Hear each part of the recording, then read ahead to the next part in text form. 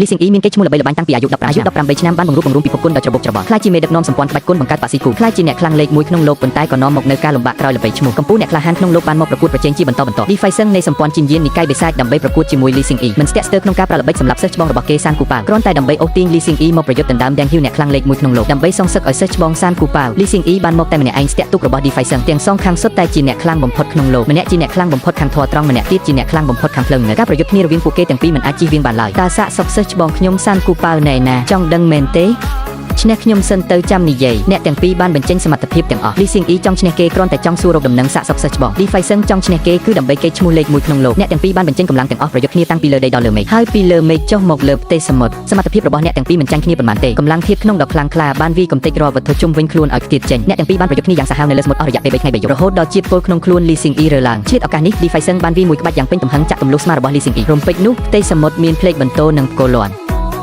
ខ្យល់ព្យុះបោកបក់យ៉ាងខ្លាំងហើយមេឃក៏ចាប់ផ្ដើមមានភ្លៀងធ្លាក់យ៉ាងខ្លាំងពេលនេះជាតិពុលក្នុងខ្លួនលីស៊ីងអ៊ីបានរើឡើងកាន់តែខ្លាំងលីស៊ីងអ៊ីបានបង្ខំចិត្តទប់ទល់នឹងជាតិពុលក្នុងខ្លួនគេបានបាញ់ដាវទន់ចេញពីក្នុងដាវអោសម្ដៅទៅរក Defyson ម្ខាងទៀតអាចត្រឹមតែប្រើដាវទប់ទល់ក្នុងពេលដែលគេកំពុងតែគេចលីស៊ីងអ៊ីបានបោះដាវសៅស៊ឺក្នុងដៃដូចជាអាវុធសម្ងាត់ចាក់ដោត Defyson ជាប់នឹងបង្គោលក្តោងទូកពេលនេះលីស៊ីងអ៊ីក៏រងរបួសធ្ងន់ធ្ងរដែរគេមិនបានឆ្លៀតឱកាសវាបន្ថែមទេគ្រាន់តែចង់សួររកដំណឹងសាកសពរបស់សិស្សច្បងតើសាកសពសិស្សច្បងខ្ញុំសានគូប៉ាល់ណែណាតើសាកសពសិស្សច្បងខ្ញុំសានគូប៉ាល់ណែណាDefyson បានប្រវីដាវីកំទេចដាវរបស់លីស៊ីងអ៊ីរួចក៏ហោះមកវាប្រហារលីស៊ីងអ៊ីចុងក្រោយក្រោមការវាយបោកមួយក្បាច់ចុងក្រោយរបស់អ្នកទាំងពីរទុកធំមិនអាចទ្រាំទ្រនឹងកម្លាំងធាតុក្នុងរបស់អ្នកទាំងពីរបានក៏ត្រូវពុះជាពីរចុងក្រោយអ្នកទាំងពីរដែលរងរបួសធ្ងន់ធ្ងរបានធ្លាក់ចូលទៅក្នុងសមុទ្រគ្មាននរណាម្នាក់ចំណេញឡើយពេលវេលាកន្លងផុតទៅ10ឆ្នាំអបអសាទរផងអ្នកមានដំណឹងល្អហើយមានផ្ទៃពោះអញឈ្មោះទេអីខ្ញុំអាចមានកូនកើតដែរគេច្បាស់ជាគ្រូពេទ្យអន់ម្នាក់មនុស្សប្រុសសោះបែរជានិយាយថាមានផ្ទៃពោះប៉ុន្តែវាមិនប៉ះពាល់ដល់អ្នកភូមិដែលចូលចិត្តមកឲ្យគេពិនិត្យជំងឺឡើយថែមទាំងបានផ្សំថ្នាំថែរក្សាកុហកឲ្យគេទៀតប្រមូលប្រាក់5ដំឡឹងហ្វេមិនបានទេមុននឹងដើរចេញទៅក៏មិនភ្លេចលួចឆ្អឹងជំនីជ្រូកគេមួយដងដោយឲ្យអ្នកលក់សាច់ជ្រូកជេរប្រតិចពីក្រោយខ្នងដោយស្រីឆ្នះប៉ុន្តែឈ្មោះជាគ្រូពេទ្យទេវតារបស់គេបានល្បីល្បាញដល់ក្រៅភូមិសាឡាហ្វុងហួរបានមកស្វែងរកគ្រូពេទ្យលោកគឺជាគ្រូពេទ្យទេវតាលីលៀនហួរមែនទេ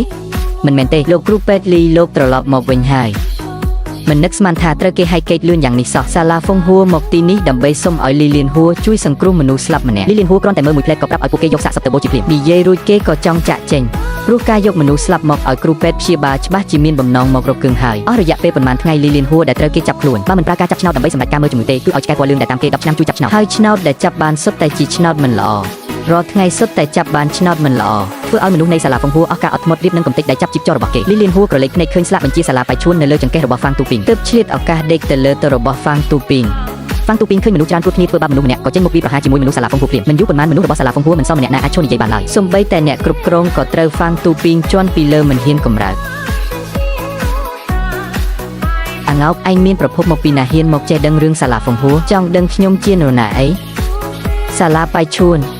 ឃើញស្លាកបញ្ជាសាឡាបៃឈួនរបស់ម្ខាងទៀតអ្នកគ្រប់គ្រងសាឡាហ្វុងហួរក៏បដូរទឹកមុខភ្លាមសាឡាបៃឈួនគឺជាតុលាការនៃពិភពគុណគ្រប់គ្រងលើចំនួនរវាងបាក់ពួកនានាហ្វាងទូពីងក្រោយពីបានរឿងរ៉ាវចំនួនរវាងអ្នកទាំងពីររួចក៏ដើរទៅពិនិត្យសាកសពជាមួយពួកគេហើយបានរកឃើញថាមនុស្សនៅក្នុងឈូសគឺកំពូលចៅម្យ៉ាងស៊ូខុងខុងហ្វាងទូពីងក្រោយពីបានពិនិត្យរួចសន្និដ្ឋានថាម្យ៉ាងស៊ូខុងខុងគឺត្រូវគេវាយសម្លាប់ហើយអាវុធដែលសម្លាប់គេគឺប្រូបង្វិលផ្កាយនៅក្នុងដៃអ្នកគ្រប់គ្រងសាឡាហ្វុងហួរអ្នកគ្រប់គ្រងសាឡាហ្វុងហួរបានពន្យល់ថាម្យ៉ាងស៊ូខុងខុងបានលួចទ្រព្យសម្បត្តិដ៏មានតម្លៃប្រចាំគ្រួសារគេដើម្បីស្វែងរកទ្រព្យសម្បត្តិវិញទើបប្រើល្បិចខ្លះមិននឹកស្មានថាធ្វើឲ្យគេស្លាប់បាត់ទើបមកទីនេះដើម្បីសុំឲ្យគ្រូពេទ្យទេវតាលីលៀនហួរជួយរកទ្រព្យសម្បត្តិមកវិញបើប្អូនប្រុសម្នាក់នេះអាចរស់ឡើងវិញបានខ្ញុំនឹងបដូរត្រកូលតាមគេឬសម្ដីរបស់អ្នកស៊ើបអង្កេតសាឡាបៃឈួនហើយមនុស្សសាឡាហ្វុងហួរមានតែចាក់ចេញទៅទាំងមិនអស់ចិត្ត